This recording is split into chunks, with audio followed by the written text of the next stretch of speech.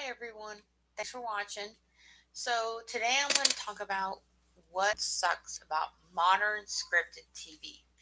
We have TV shows that have been reempted from the 80s and early 90s. Things like now it's called The Connors, it used to be called The Roseanne Show. Roseanne got kicked off because she decided to be a little racist and ABC kicked her off. ABC has gotten wind that people from um, that generation of the 80s, early 90s liked some of the shows, and now they're reamping them. There's another one, it's the one with the lawyers, and I don't remember the name of it, but in any case, they revamped a couple of shows from the 80s, and there's nothing wrong with that. Full House is maybe another one that wasn't NBC, that was another station. But in any case, here's my issue: the current model for TV scripted shows. I'm not talking about Survivor, or even though they're kind of scripted, they're not necessarily scripted because there's no writers on the other end writing out what the players or whatnot are going to say, and not game shows or anything like that of that nature. What I'm saying is the TV shows of like Malcolm in the Middle from the late 90s, early 2000s to the current shows that are scripted. They're not live TV, they're not um, action game shows or whatever you want to call it. So, in any case, um, these TV shows are usually found on Hulu, Netflix, and TV networks are kind of gone away from this because you have to pay a writer to write the script. And the problem is that when the cable companies, like the private cable companies, I'm talking about USA, and stations like that, when they have news shows, a good example is Breaking Bad. Another example would be HBO shows, whether it be the one about marijuana or the other one about the mob.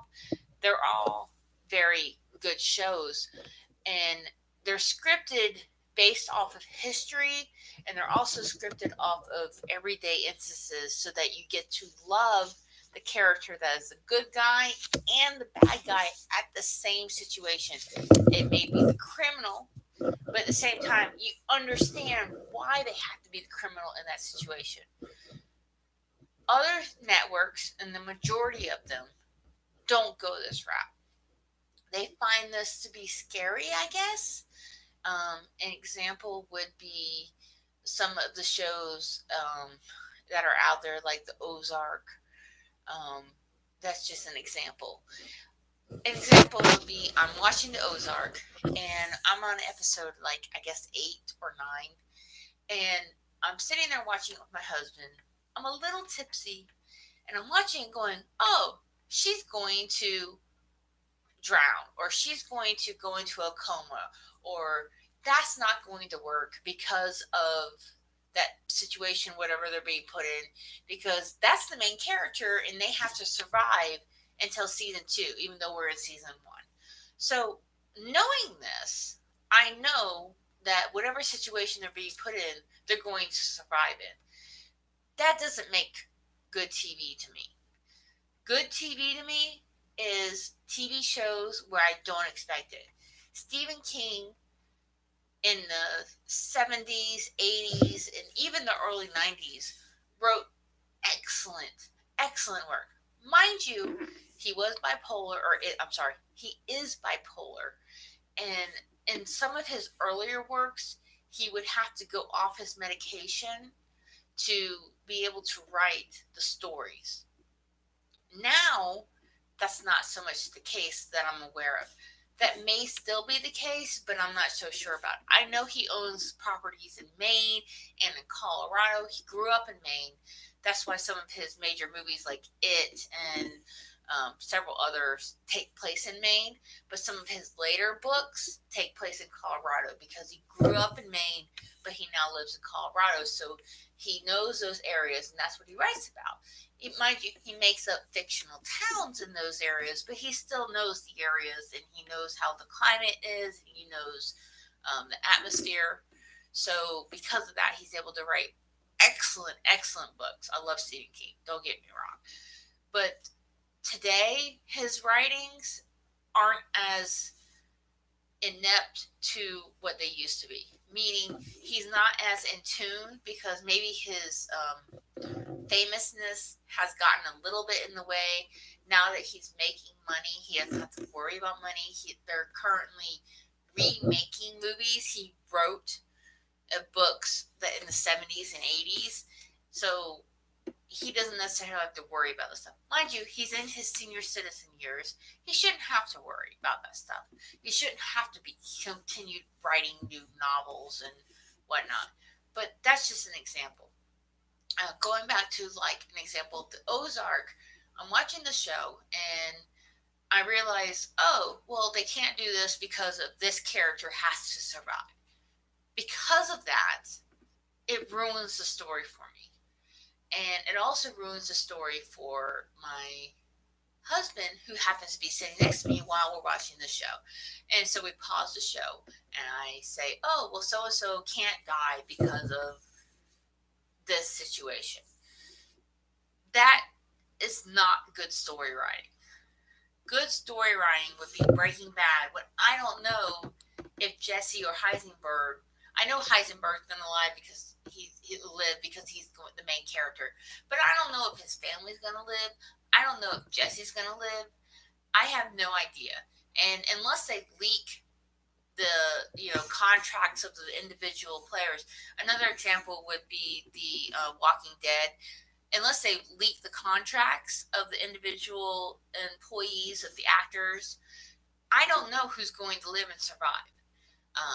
An example would be Daryl. I want to say season 7, when he was only written in for like 3 episodes. So because of that, and it was only a certain number of minutes per episode he was written in. Because of that, I didn't know if he was going to live or die. Thank God he didn't die. Sorry, spoiler alerts. But at the same time, that made it a good show. That makes it a good show. When they killed off certain key characters, again, spoiler alert, Carl dies. When he dies, that was a complete shocker because he's still alive in the comic books, but he's not in the TV series. So because of that, that threw everybody who's watching it for a loop. Good play makes me want to keep watching, but at the same time, other shows don't. So people who are downgrading The Walking Dead because they don't have so many zombies in it doesn't mean that it's not a good show because of the drama aspect. So my point is, I want to see more shows that don't guarantee where the main antagonist or the main character is going to survive to the next season, and the next season still survives without that main character. So if someone could come up with a show where I don't know what's going to happen from episode to episode, and I know this person isn't going to die because of it, or they're not going to end up in some kind of long-term coma like a soap opera, that show will be a #1 hit. So any producers or writers out there, that's your hint. That's how you get a hit. That's how you get a #1 show. That's my opinion. If you have any questions, I'd love to hear them. Any comments? Again, I love to debate. I love to question and find out. So long as it's done in some kind of way where we're not name calling. Thanks for watching. Have a good night. Bye-bye.